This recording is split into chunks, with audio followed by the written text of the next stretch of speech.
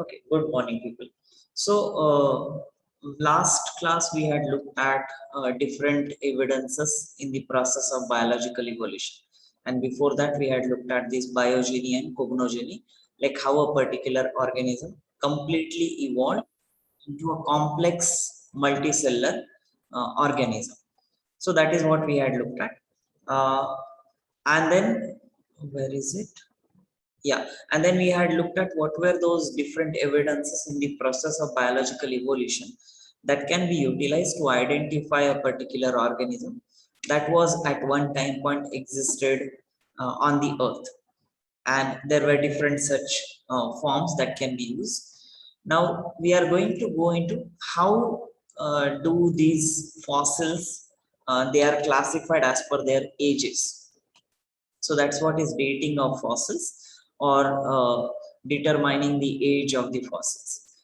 So usually the relative age of fossils that is determined by a technique, uh, it's stratigraphy, which means the lowest strata, which is a layer of rocks, remain the oldest fossils. So like as you go a little deep down within the earth layers, the lowest strata is usually, again not always, but usually it is of the oldest like time, and the uppermost strata it contains more recently formed fossils. That's a general assumption, and of course this should be backed up with certain presence of certain atoms or materials, and that are being studied with different techniques. So the most widely used technique is the radiometry, or what is also called as radioactive clock method.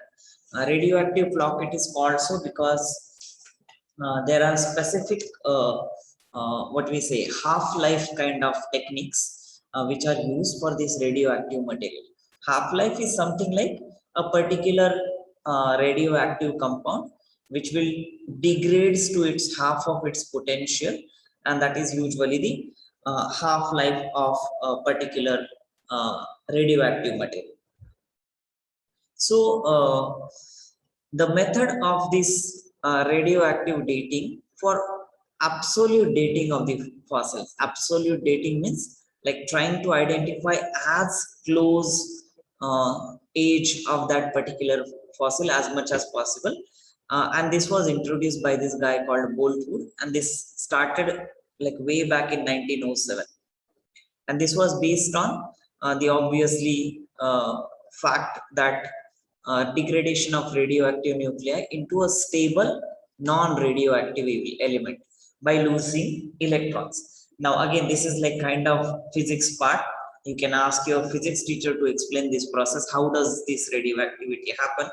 But over the time what happens is, like let's say a particular radioactive material is there, it will keep losing its energy, and over the time it will become more and more stable atom or element, and that process will be captured by the amount of radioactivity generated, like or maybe the fossil is generating even whatever time it was found at, and then that will be tasted for that radioactivity of the material. So that is the brief idea of this. So each radioactive element, like I said, has its half-life, which means 1 gram of radioactive element changes into half a gram in a specific time. It's not like it will randomly convert. So if it is like X radioactive material, it will have same half-life every now and then.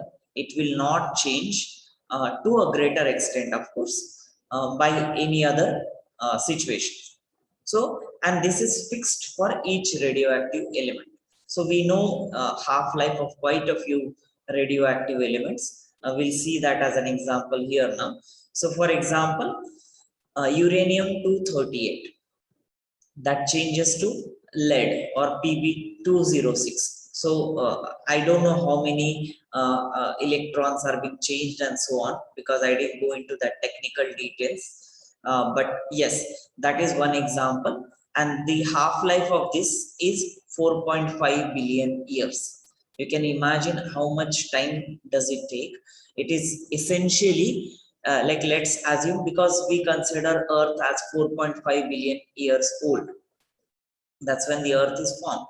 Now, if we consider, like, let's say uranium existed from that time till now, what we should find in the Earth's surface is lead 206, if at all uranium 238 was present.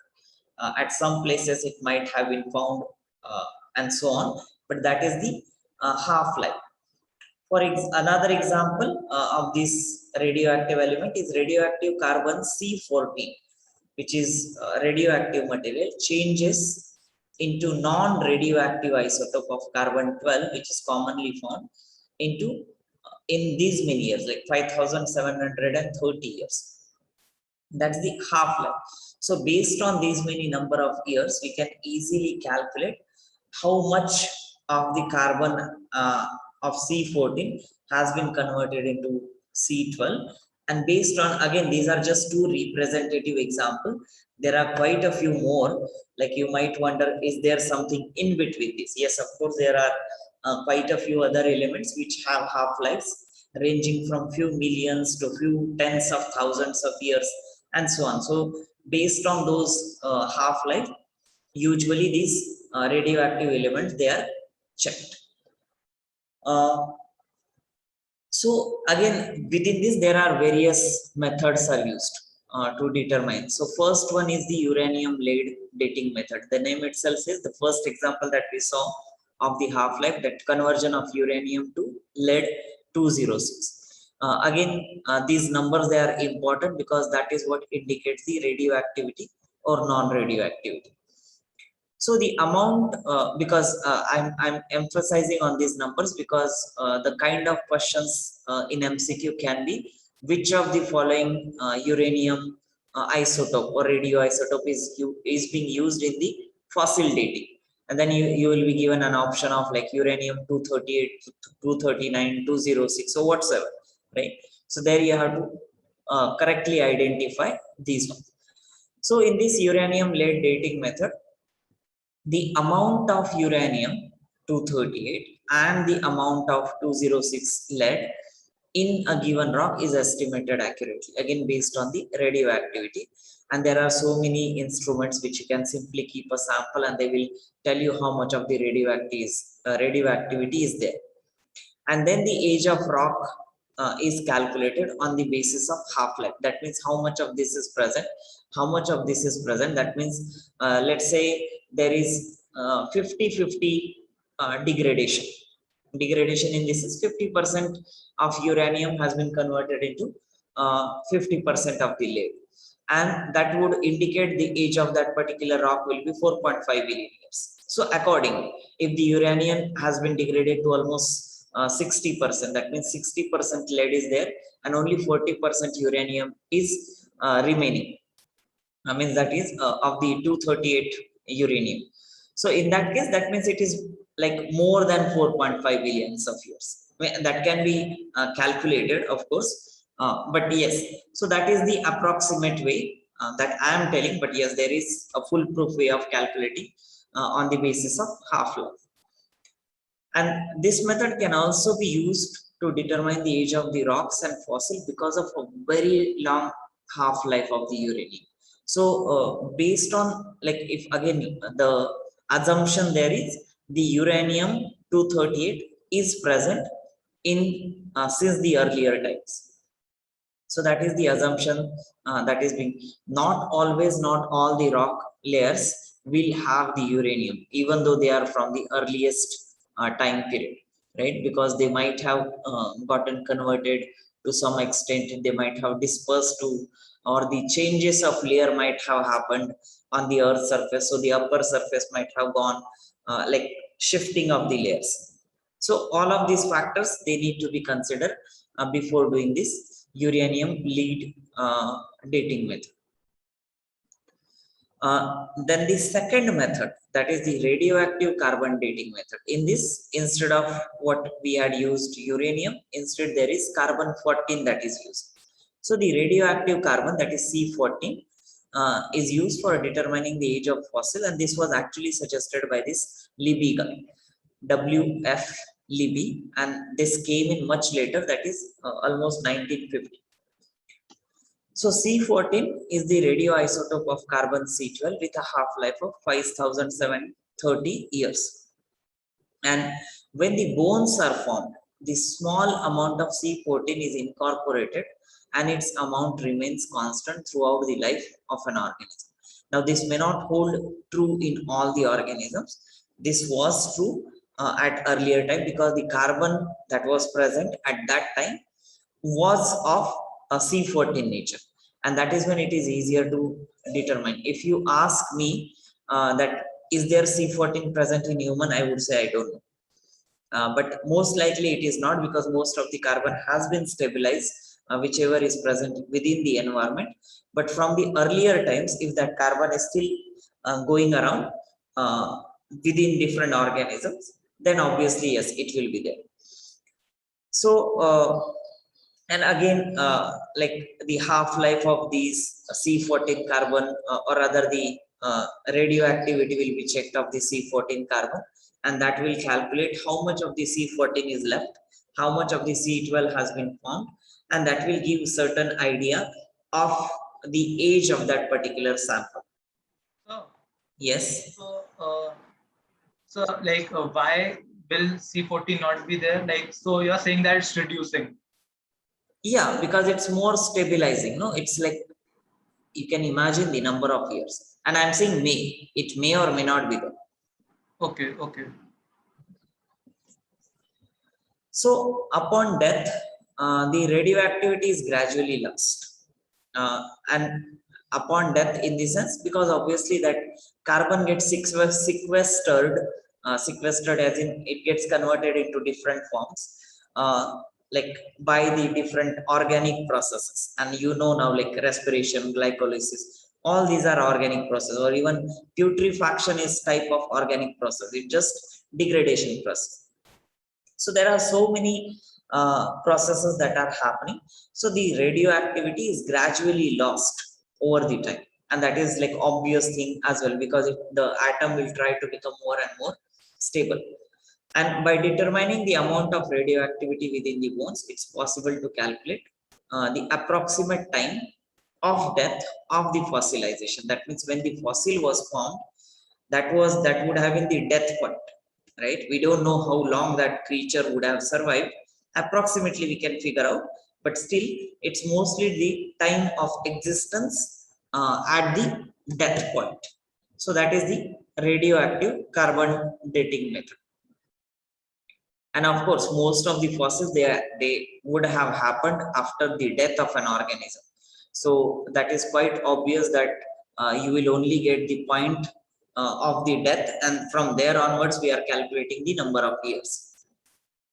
So since this C14 half-life is very small in terms of just 5,730 years, the radioactive carbon dating method can give the age of fossils as old as 50,000 years, and that can be extended by the accelerator techniques. Now these accelerator techniques, these are specifically radioactive techniques. I assume that they use this radioactivity to enhance the signal, like because like over the time that radioactive signal will go on reducing, so that smaller amount of signal is kind of amplified using different radioisotopes, and then that way they calculate.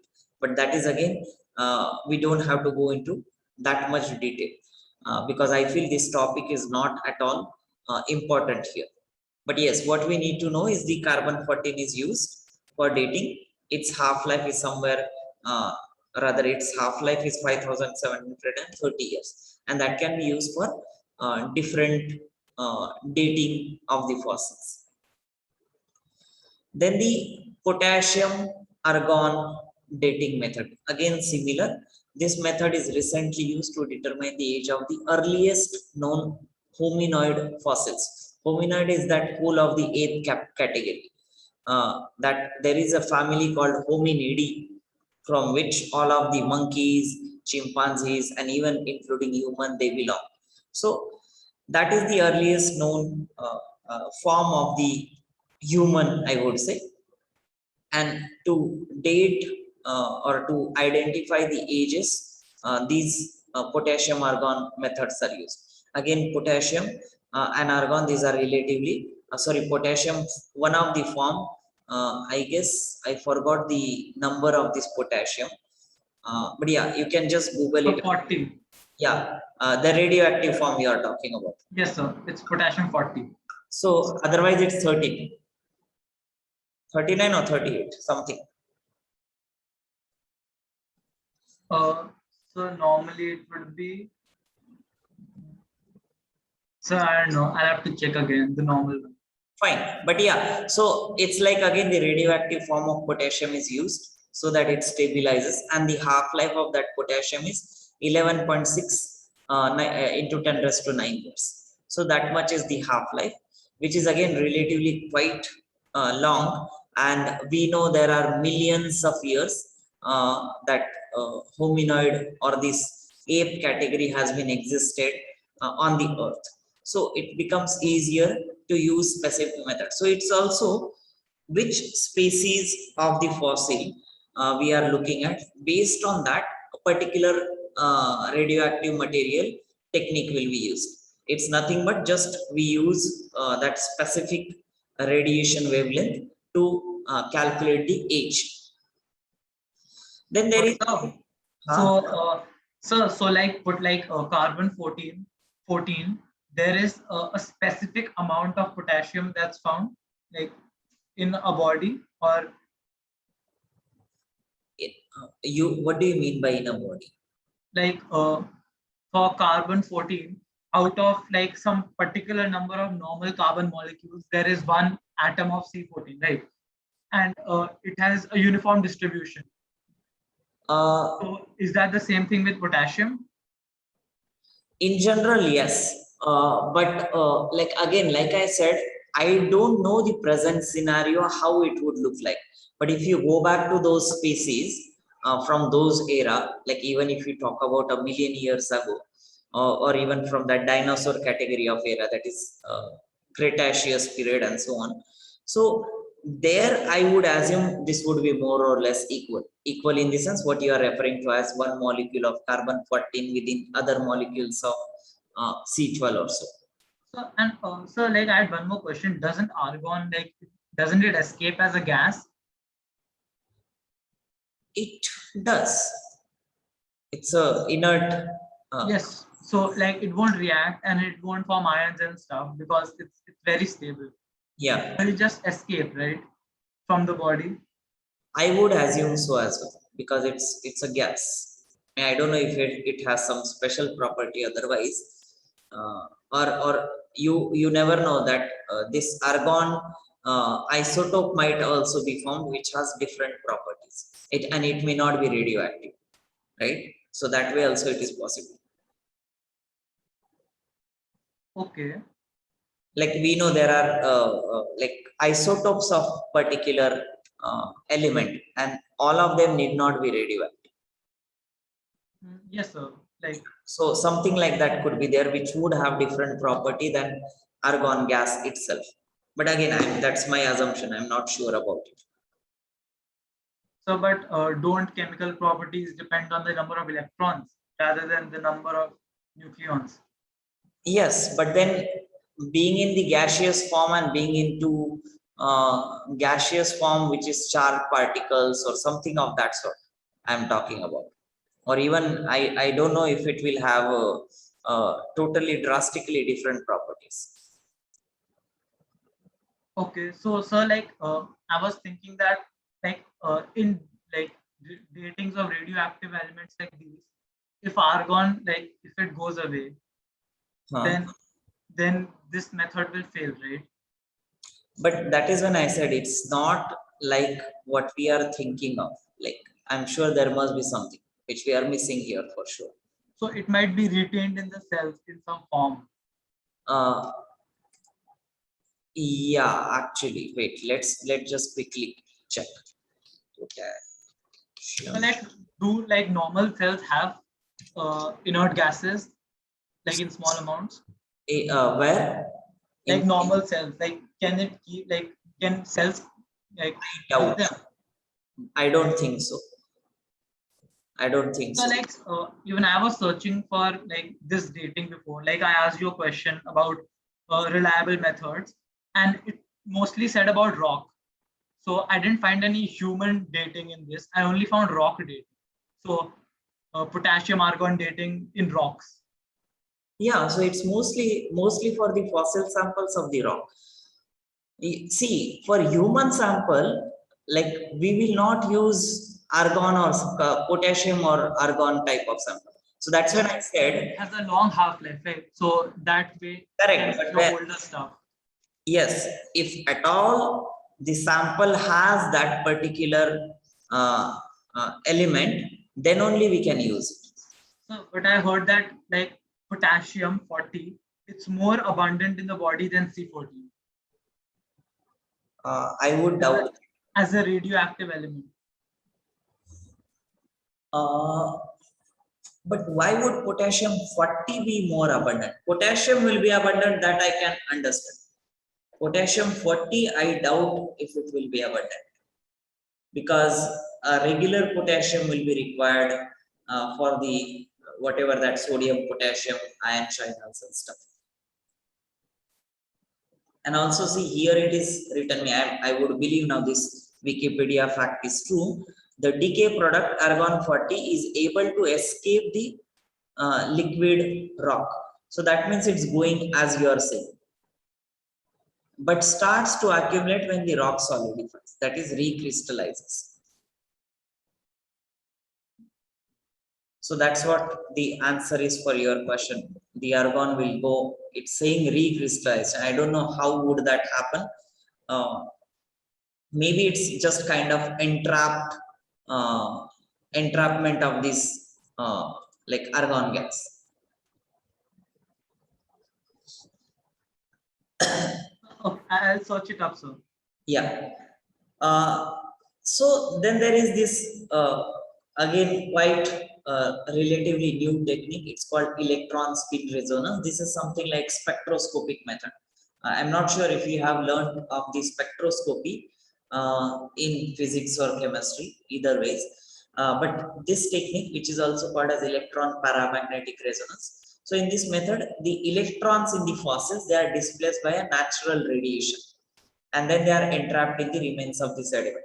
So it's a simple technique. You keep a sample within two magnetic bars. Certain amount of radiation will happen, which will be enhanced by the natural radiation, either gamma rays, X-rays, or whichever rays are being used in that particular machine. And that will release certain electrons, which will cause certain either electrical change in a circuit or so, and that change will be detected in a detector. Again, there are these photodiode kind of detectors in usual spectrophotometer, and that change will indicate how much of the radioactivity was there, and that way we can calculate the age of the particular fossil sample. So that's a quick idea about this electron spin resonance, or what is also called as electron paramagnetic resonance. So if you want to read more, there is this link attached to the ESR. You can read more on that technique. This is, I guess, Science Direct link, which is of the original articles. So these are different methods to determine the age of the fossil. Now, does anyone have any question? Again, you will not be asked, I guess, quite a lot on this. Majorly, I feel the question would be somewhere around the half-life of the particular atom, or more on the technical basis, approximately how much age would be of this particular fossil by giving certain parameters, right? So 50% of, or rather, let's say 70% of C14 was found in a particular fossil sample, and 30% of C12 was found in the same sample. What could be the approximate age of that particular fossil? So then you calculate it based on 70% or rather 30% decay of that 5730. I'm just guessing. I hope these calculation type of questions won't come, but be prepared if at all they do. Uh, okay, so now we'll move on to the next topic, that is the geological time scale. So we are still looking at the uh, paleontological evidences. So we are looking at the evidences of whole of this process of biological evolution.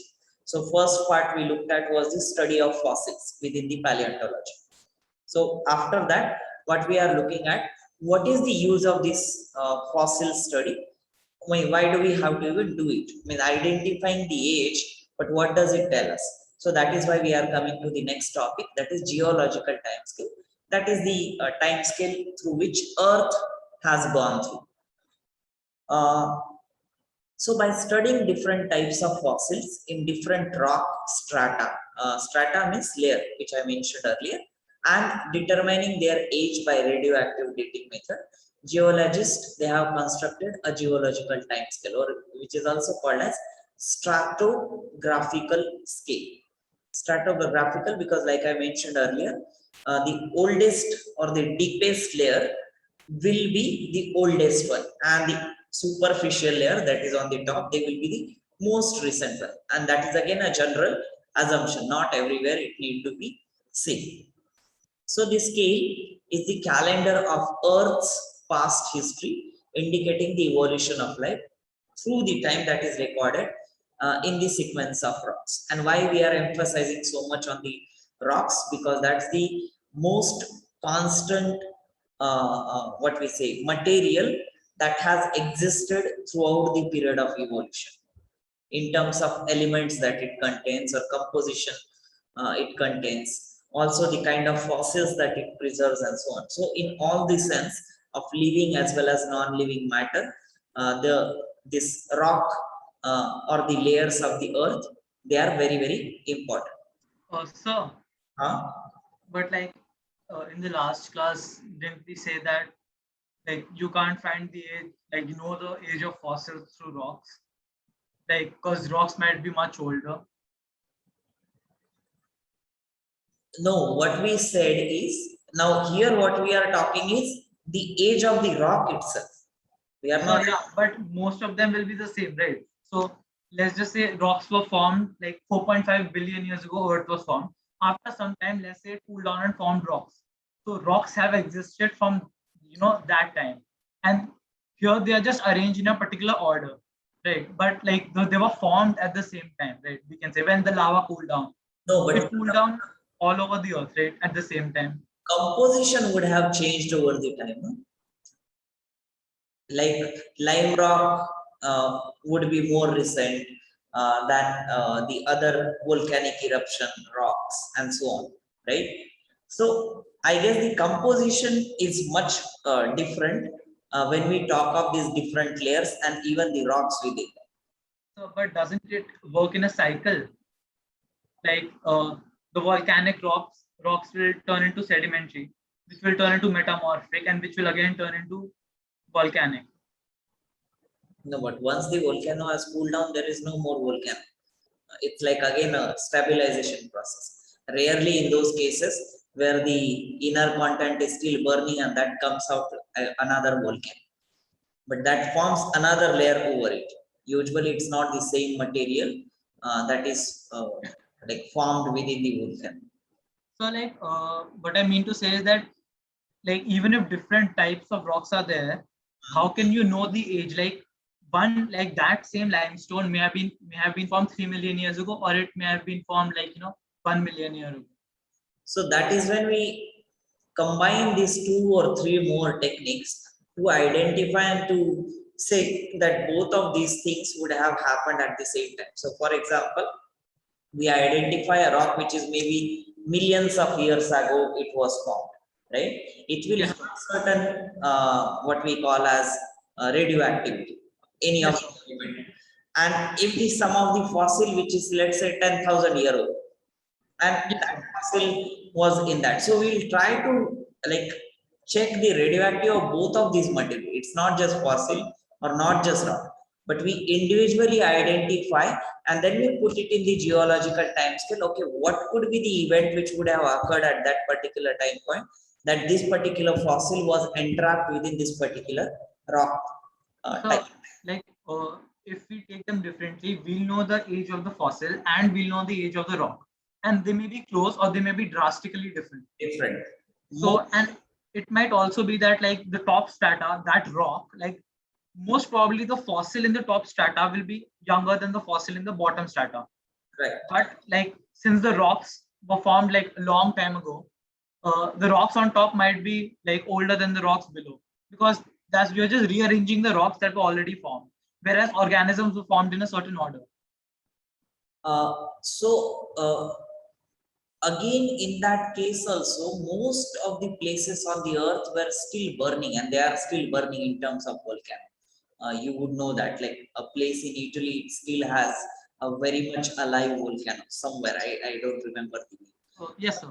So something like that existed, and those layers which were formed over the period of this evolution of earth itself, that will give us different ages of different layers.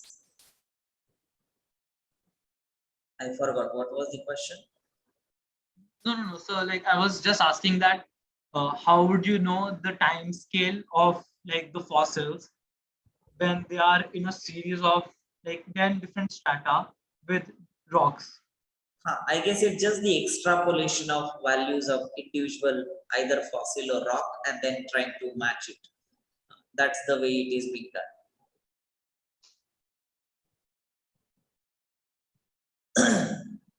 Okay, so I guess we'll move forward from there.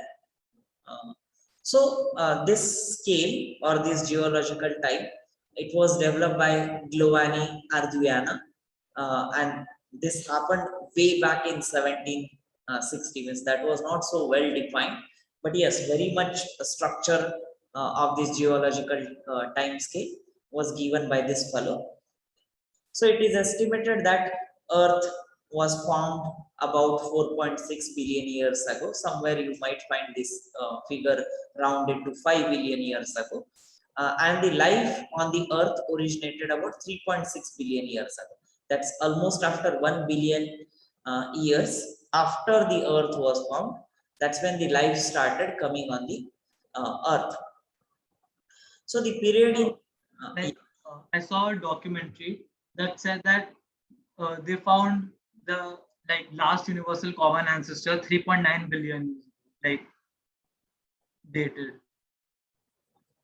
Quite possible, but then I'm wondering how they have found that 3.9 billion year, because the earliest species would have been very microscopic and unicellular and so on. Yes, sir. So it was they didn't mention what method they used, but they did say that it was the common like the last common ancestor for all the organisms that are currently alive. And I think they said 3.9 or something. Yeah, and if you look in that case, it's just approximately closer. Yes, like of course it's a huge time period, almost few millions of years. But then I would still say it is relatively closer to 3.6. So quite possibly it would be there as well. And also this is like a textbook data. We may not have a recent data here. So this period of history of life, that whatever 4.6 billion years, is divided into 6 major divisions, what we call as eras. And rather, even before eras, this 4.6 billion year, that is divided into 3 eons majorly. And within these 3 eons, then they are classified as eras, and which are further divided into periods, and then these periods are further divided into epochs. So eon is the largest time frame, then comes era. Eon you will find very less places being mentioned. Era is most commonly mentioned, and then periods and the epochs. So there are these 3 eons, what is known as Phanerozoic eon, which is from present, that is the recent one, up to the Cambrian period. That's when the extinction of these dinosaurs had happened. Before that, it was Proterozoic eon, and even before that, that is the earliest one, was the Archean eon, like less formally, eon, less formally in the sense, approximately, eon refers to a span of 1 billion years. Not So, exactly 1 billion, but yeah, somewhere around. Yeah. like just for like I saw like sharing, I heard like I saw a documentary in which like not eons they were saying about dinosaurs. So like I think dinosaurs came after the Cambrian period. So No, like I'm not sure, but I guess they said something like um, let me show you here. Extinction of dinosaurs, yes, which is here after the at the end of Cretaceous period. yes, sir. So after the Permian extinction, so Correct. so like But yeah, after that's after the Cambrian, right? so there were, oh yeah, what did I say then? Did I say something differently there? So like yeah, like I was saying like about like the documentary. Uh-huh. Yeah, no, I was just saying that it came after. Yeah, yeah, that's right. So there have been several events of this mass extinction. Even in your textbook, there is a small paragraph that is given of the mass extinction. Also, if you check the Wikipedia page about the mass extinction, you will find a very brilliant information. So you can just overlook that part or have a look at that part. Don't overlook. But yeah, so that gives whole of these mass extinction event. Major ones that as they are being shown here, like Permian mass extinction that happened at the end of Permian period, which was almost 240 million years ago. And the recent one that we know was at the end of Cretaceous period. That's when the dinosaurs were lost.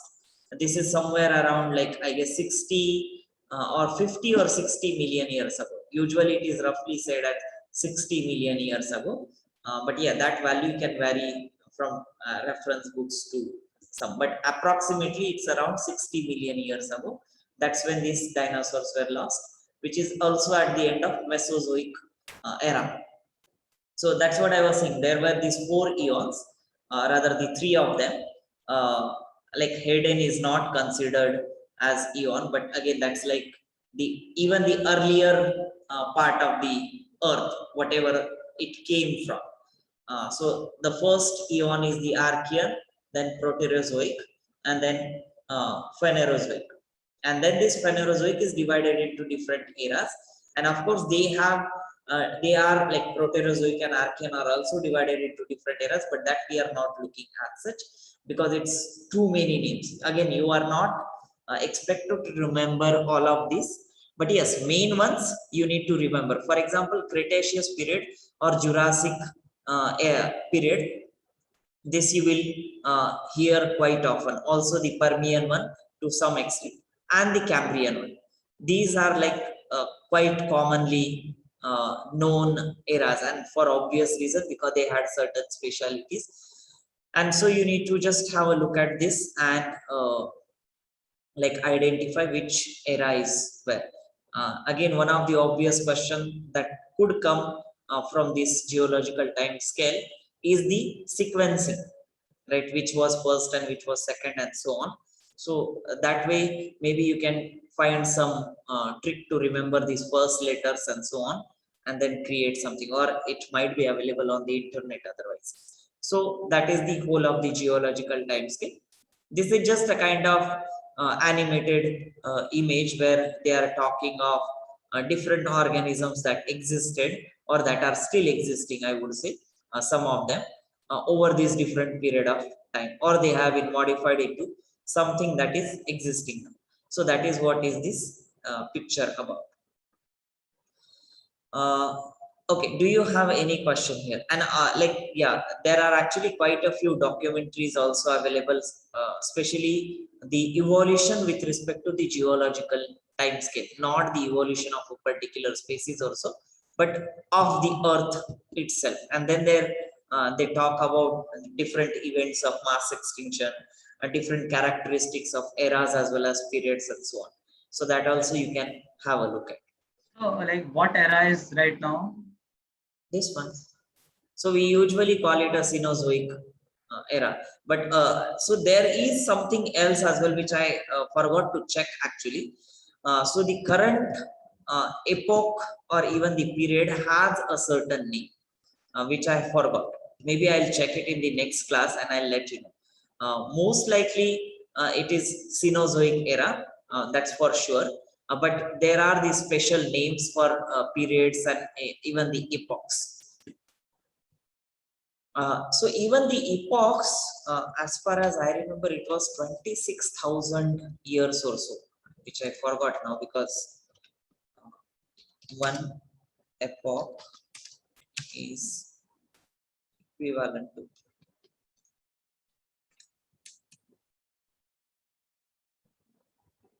entire data set is IO in time scale. My spelling is, I don't think so it's given here. How many years are in a epoch? 19 years, which I doubt. This is a very small part of the epoch. I don't think so this is true.